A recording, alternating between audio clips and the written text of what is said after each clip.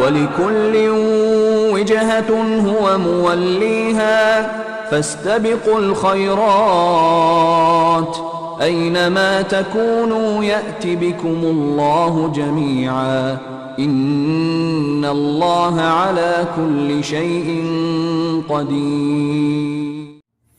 Bapak Ibu punya masalah apapun, sekecil sampai sebesar apapun, yang paling pertama jangan salahin siapa yang di depan kita menjadi penyebabnya.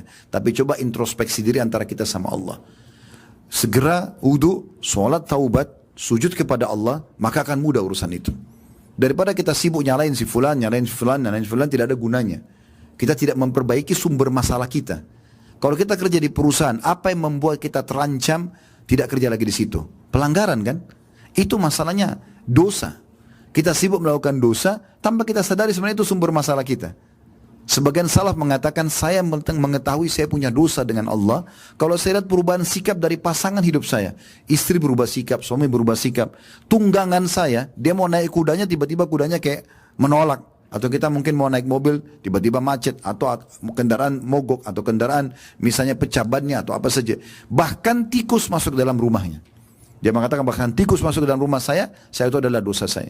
Sebagian di antara mereka teman-teman kalau lewat di sebuah tempat, tercium bau sampah saja, bau tidak enak, dia langsung beristighfar kepada Allah. Kok bisa sampai ke hidung saya? Berarti ada sesuatu. Begitu pekahnya mereka. Jadi jangan anggap remeh masalah istighfar. Banyak orang tidak bisa istighfar, Bapak Ibu sekalian. Banyak orang lisannya tidak bisa mohon ampun kepada Allah karena Allah tidak berikan taufik. Kata sebagian salaf, siapa yang Allah mudahkan lisannya istighfar, berarti Allah ingin mengampuni dia. Maka kemarin saya ingatkan, baca istighfar sampai ke ujung sana. Astaghfirullah wa atubu ilaih. Kata Nabi SAW dalam sebuah hadis Bukhari, Allah sangat gembira dengan taubat hambanya. Sampai-sampai lebih gembira daripada seseorang di antara kalian yang membawa seluruh bekalnya di atas tunggangannya, lalu dia pergi ke padang pasir yang tidak bertuan. Gak ada orang lain, cuma dia sendiri. Semua bekalnya naik ke atas untanya lalu dia jalan. Pada saat dia penat, dia istirahat di bawah sebuah pohon. Waktu dia bangun dari tidurnya, untanya sudah hilang. Lalu dia keliling-keliling mencari, dia tidak menemukan unta dan bekalnya. Dia sudah putus asa. Kata Nabi SAW, waktu dia sudah putus asa, dia bilang dalam dirinya, saya ingin kembali ke pohon tadi, saya ingin tidur lagi, semoga saja saya waktu bangun sudah mati. Maka dia pun tertidur, waktu dia bangun, dia melihat unta sama bekalnya ada di depan matanya. Kata Nabi SAW, bagaimana gembiranya dia, Allah lebih gembira daripada orang itu pada saat menemukan kembali tunggangan, dia bisa menyelamatkan dirinya untuk jalan dan dapat bekal makanannya, daripada Allah lebih gembira daripada orang itu. Allah senang dengan taubat kita.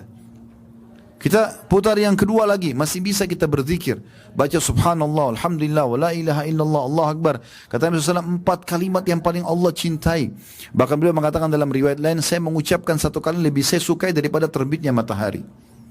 Maknanya apa? Matahari kalau terbit semua makhluk Allah bisa beraktivitas, kita beraktivitas, hewan-hewan beraktivitas, semua orang gembira matahari terbit. Orang bisa beraktivitas, terang semuanya, gitu kan? Maka menyebutkan zikir ini sekali lebih baik daripada terbitnya matahari. Kita baca la haula wala quwata illa billah. Kata Nabi SAW, harta simpanannya surga, la haula wala quwata illa billah. Ada sahabat dalam sebuah kisah disebutkan, suami istri, anaknya bujang, remaja, ikut jihad. Kemudian satu hari pulanglah pasukan itu, semua pasukan utuh kecuali anaknya 2 orang ini. Maka mereka mengeluh kepada Nabi SAW, ya Rasulullah, anak kami ikut perang, kami nggak tahu nasibnya.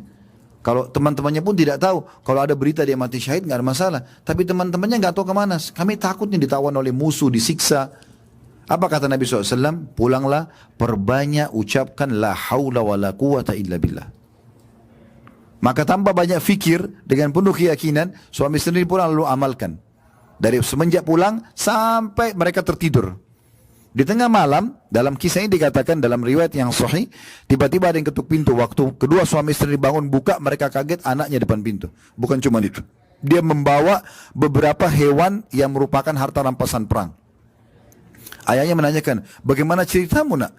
Dia mengatakan, ayah, saya ditawan oleh musuh. Bahkan saya diikat dengan sangat kuat. Tapi entah beberapa waktu yang lalu, saya merasa tiba-tiba ikatan itu melonggar dan musuh-musuh semua tertidur. Lalu kemudian saya bisa dapat unta mereka, saya mengambil beberapa senjata mereka dan juga hewan tunggang mereka, saya jadikan harta rampasan perang, lalu saya pulang ke Madinah. Dan ayah ibunya tiba-tiba berpikir, waktu anaknya mengatakan beberapa saat yang lalu, itulah di saat mereka mengucapkan la haula wala quwata illa billah. Itu yang kita baca kemarin. Banyak orang tidak tahu dan tidak mengamalkan ini. Kita membaca salawat kepada Nabi SAW, baca salawat Allahumma salli ala Muhammad. Yang paling ringkas, bisa panjang. Kata Nabi SAW kepada seorang sahabat waktu dia bilang, ya Rasulullah, berapa waktu yang saya lowongkan nih, kalau saya mau lowongkan waktu misalnya 1 jam nih saya mau berzikir, berapa dari waktu itu saya lowongkan untuk baca salawat pada anda? Cukupkah seperempatnya? Kata Nabi SAW, bagus, tapi kalau kau lebihkan lebih bagus lagi. Dia bilang, ya Rasulullah, setengahnya.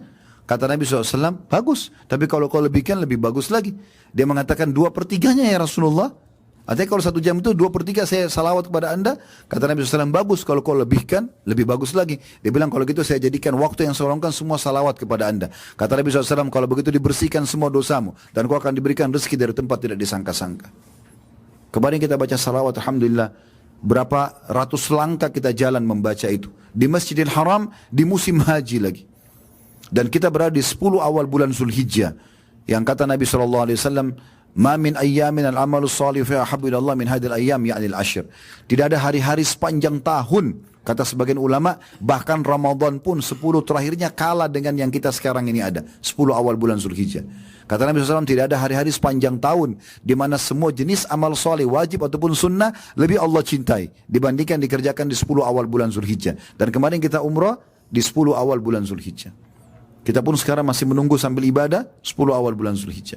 Maka kata para sahabat, ya Rasulullah, walal jihadu fi sabilillah, wahai Rasulullah, jihad pun di jalan Allah, keluar meninggalkan keluarga, meninggalkan pekerjaan, bisa disiksa oleh musuh, bisa dibunuh. Sama itu juga belum bisa mengalahkan pahala amal yang dikerjakan di 10 awal bulan Zulhijjah, walaupun sunnah, makna hadisnya walaupun sunnah. Kata Nabi SAW, walal jihadu fi sabilillah, jihad pun di jalan Allah belum bisa mengalahkan amal-amal yang dikerjakan di 10 awal bulan Zulhijjah, walaupun jihad. Illa rajulun kharaja binafsi wa mali wa lam yaji bidzalika bi syai. Kecuali seseorang laki-laki yang keluar membawa seluruh hartanya, membawa jiwanya, dia punya 10 miliar dikeluarkan semua diinfakkan, kemudian dia pun mati syahid, dua-duanya habis, baru bisa menyamai amalan yang dikerjakan di 10 awal bulan Zulhijjah. Maka ini amal-amal yang mulia. Sudahkah kita syukuri semua ini teman-teman sekalian? Nikmat Allah yang melimpah, di masalah kita kerjakan saja itu. Gugurkan rambut-rambut kita pada saat kita cukur. Pahalanya besar sekali, luar biasa. Dan terlalu banyak nikmat-nikmat yang lain. Coba peka teman-teman melihat nikmat Allah di sekitar kita. Bahkan kadang-kadang subhanallah, ada hal-hal yang kita anggap mungkin itu buruk, padahal sebuah nikmat. Ini saya kadang-kadang sampaikan contoh di pengajian, saya ingatkan kembali. Contoh misalnya lapar. Kalau kita tanya apakah anda mau lapar, jawabannya orang pasti tidak mau lapar. Tapi sudah paham gak teman-teman sekalian? Kalau tanpa lapar, gak enak makanan itu. Contoh misalnya kita sudah kenyang nih. Udah makan 2 piring, makanan udah kenyang. Kemudian kita dikasih lagi ayam bakar, dikasih lagi apalah jenis makanan yang paling kita suka. Kita gak mau makan lagi karena sudah kenyang. Tapi kalau kita lapar, nasi sama sambal saja enak. Berarti lapar itu bukan ajang untuk keluh kesah. Selalu kita bilang, aduh lapar. Kenapa aduh lapar? Alhamdulillah lapar. Karena lapar itu pintu untuk nikmatnya makan. Sama juga dengan haus. Dengan haus, tenggorokan kita kering, kita jadi nikmat sebenarnya. Karena nikmat jadi minum. Kalau kita minum, apalagi kalau kita lagi haus, kita minta misalnya air dingin. Itu kan beda. Dibandingkan kita lagi tidak haus, lalu ditawarkan mau minum apa Bapak Ibu, kita masih punya pilihan. Mau apa ya, panas atau dingin. Tapi kalau kita haus itu, ada kenikmatan tersendiri. Makanya Nabi SAW mengatakan, orang yang puasa 2 kegembiraan, dapat 2 kegembiraan, 1 pada saat dia berbuka puasa, karena hilang dahaganya, gitu kan. Kemudian juga pada saat dia bertemu dengan Tuhannya. Begitu juga dengan capek misalnya, letih. Ini sebuah nikmat yang besar. Kalau kita dari pagi disuruh tidur Bapak Ibu sekalian, sampai malam kita tidur nih. Malam disuruh tidur lagi, apakah kita masih bisa tidur? Coba saya tanya. Kalau Bapak Ibu dari pagi disuruh tidur sampai malam, terus malam suruh tidur lagi, masih bisa tidur nggak malamnya? Hah? Mana ini? Masih hidup nggak?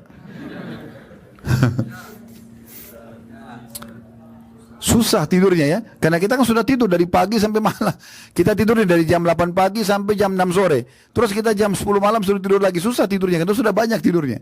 Tapi kalau kita dari pagi kerja sampai maghrib, capek nih. Pas ngantuk tidur malam hari, capek. 2 jam aja sudah nikmatnya luar biasa. Berarti mulai sekarang Bapak Ibu kalau lapar, kalau haus, kalau capek bilangnya apa? Alhamdulillah. Bukan selalu aduh, ya. Keluhan terlalu banyak. Lihat orang yang masih di bawah kita. Jadi kita bisa bersyukur kepada Allah SWT. Kalau kita punya sepeda, jangan lihat orang yang punya motor, tidak akan bersyukur. Pasti kita akan selalu, ya kalau kita tidak bersyukur. Tapi kita lihat orang yang masih jalan kaki. Kalau kita punya motor, jangan lihat orang yang pakai mobil, kita lihat orang yang pakai sepeda. Kalau kita punya mobil 1, jangan lihat orang yang punya mobil 2, kita lihat orang yang masih pakai motor. Begitu seterusnya. Kita tinggal di satu wilayah di Jakarta, misalnya itu di satu wilayah, jangan lihat orang yang lebih elit, lihat orang yang di bawah kita supaya kita bersyukur. Walaupun kita boleh dalam Islam punya ya ambisi positif, tanda kutip ya, punya semangat untuk mendapatkan lebih besar nikmat, tamak terhadap Allah boleh, tapi jangan sampai kita kufur nikmat, karena tidak mungkin kita pindah ke nikmat setelahnya kecuali kita bersyukur. Syukur ini teman-teman harus diikuti dengan seluruh anggota badan ya, bukan hanya lisan saja, tapi dengan seluruh anggota badan. Dan yang paling bagus adalah kita bersyukur itu dengan menggunakan apa yang Allah berikan ini dalam ketaatan kepada Allah. Diberikan kesehatan untuk ibadah, diberikan harta untuk bersedekah, gitu kan? Apa saja kita lakukan untuk ibadah kepada Allah Subhanahu wa taala. Di situ puncak syukurnya seorang hamba. Kita bisa lihat bagaimana statement para ulama berhubungan dengan masalah syukur ini, ya.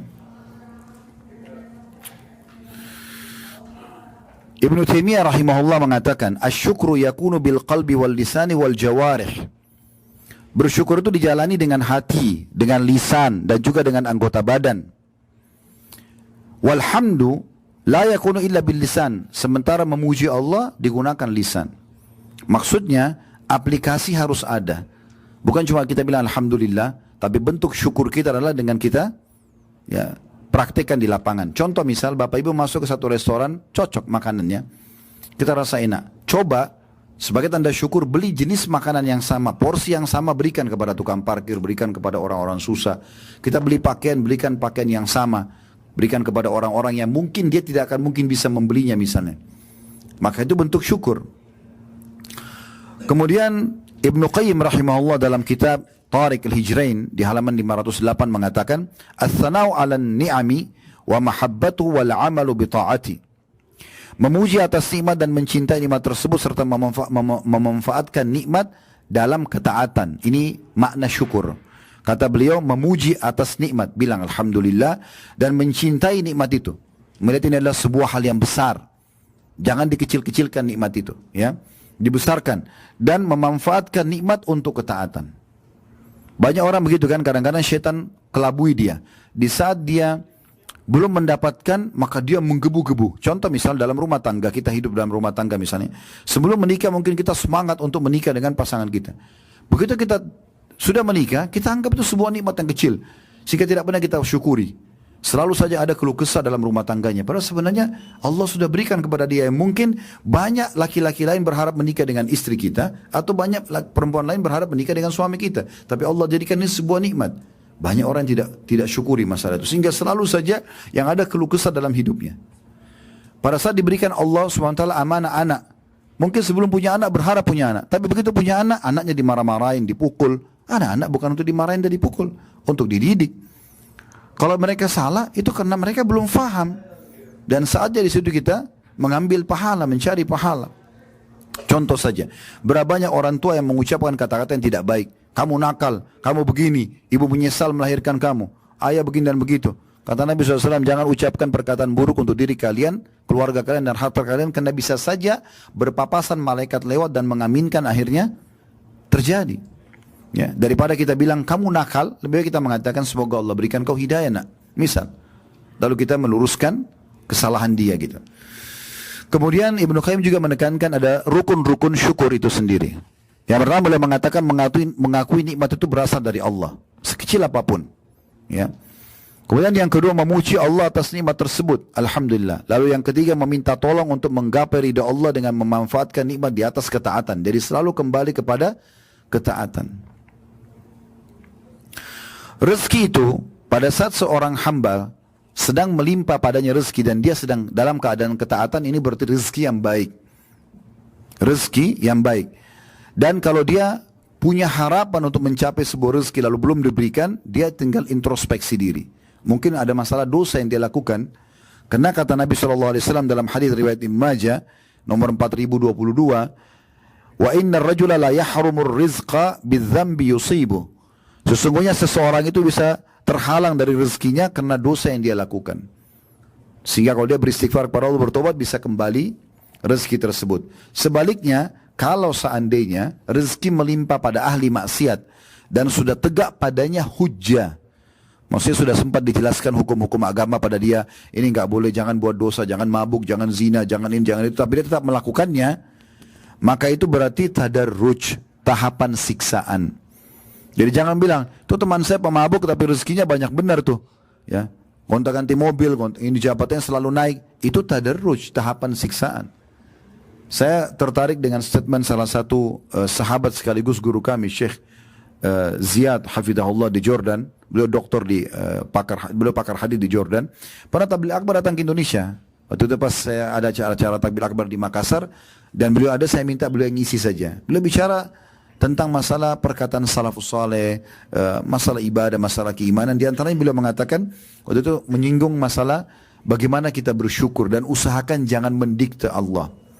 Beliau kasih contoh dirinya sendiri. Beliau bilang begini, contoh saya, dia bilang, saya dulu saking semangatnya waktu menikah ingin sekali punya anak laki-laki. Maka saya bilang dalam doa saya, ya Allah jangan kau karuniakan saya anak kecuali laki-laki. Dia bilang subhanallah 5 kali istri saya hamil keguguran terus. Dan semua pada saat keguguran itu ternyata anak perempuan. Dia kan berdoa, ya Allah jangan kasih saya anak kecuali laki-laki. Takdir Allah perempuan, gugur anaknya. Maka dia bilang, saya datangi guru saya. Kebetulan beliau muridnya Syekh Albani. Beliau mengatakan, saya datangi Syekh Albani. Lalu saya katakan, Syekh, tolong kejadiannya seperti ini. Apa saran anda? Doakan saya. Kata Syekh Albani, semoga Allah berikan kau keturunan yang baik dan terima apa yang Allah berikan.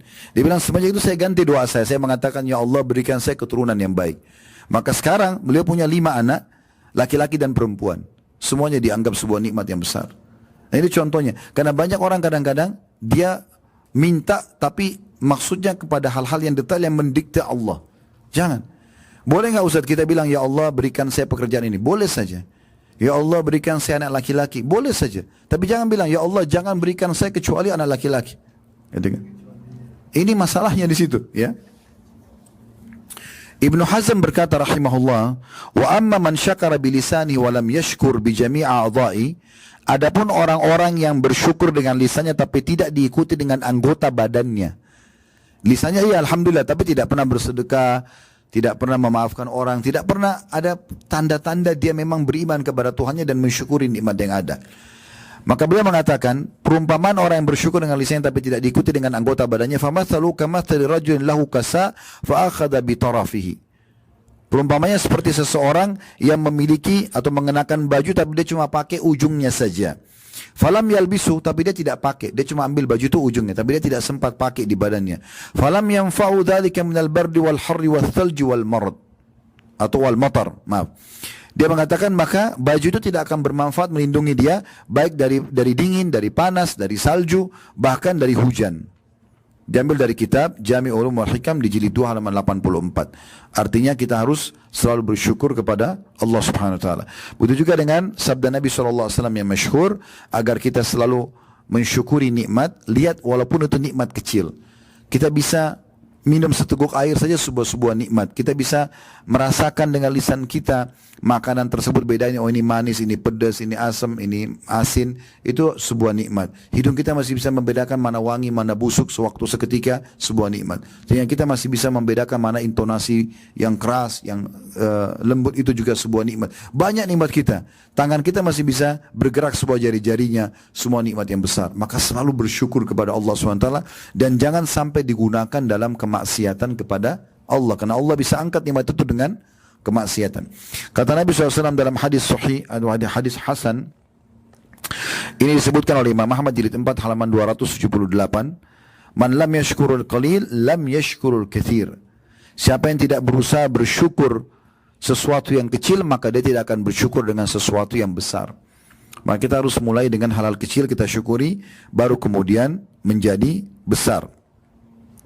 Abu Hazim berkata, kullu ni'matin la tuqarribu min Allah azza wa jalla fahiya baliyah. Semua nikmat yang tidak digunakan untuk mendekatkan diri kepada Allah, maka itu hanyalah sebuah musibah. Oleh karena itu, untuk mendapatkan apa yang dijanjikan oleh Allah Subhanahu wa taala dalam surah Ibrahim, A'udzu billahi minasyaitonir rajim, la in syakartum la azidannakum wa la in kafartum inna adzabi lasyadid.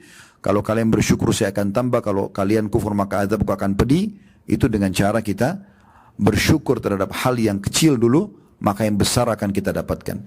Sebagai penutup teman-teman sekalian, setelah ini kalau ada yang mau bertanya silahkan. Kalau kita membiasakan diri sibuk dengan ibadah sunnah, misalnya sholat sunnah, maka pastikan sholat wajib kita aman. Karena tidak ada orang yang melalaikan sholat wajib mau sholat sunnah, itu nggak ada.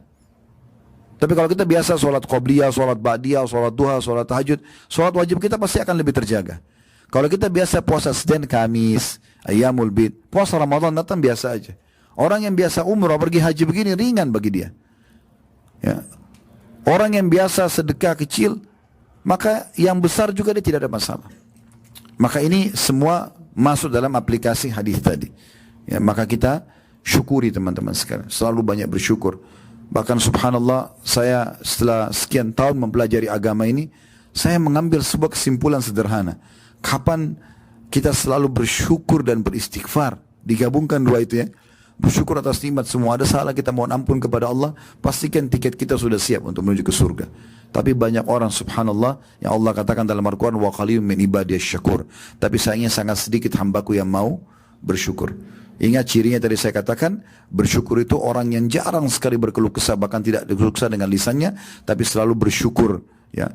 Sebaliknya orang yang kufur nikmat justru banyak keluh kesah, sebesar apapun nikmat selalu kecil di mata dia, sehingga semuanya salah. Bahkan termasuk diri dia sendiri, kebanyakan dia anggap dirinya berbuat kesalahan padahal sebenarnya dia sedang mungkin tidak berbuat salah. Allahu a'lam.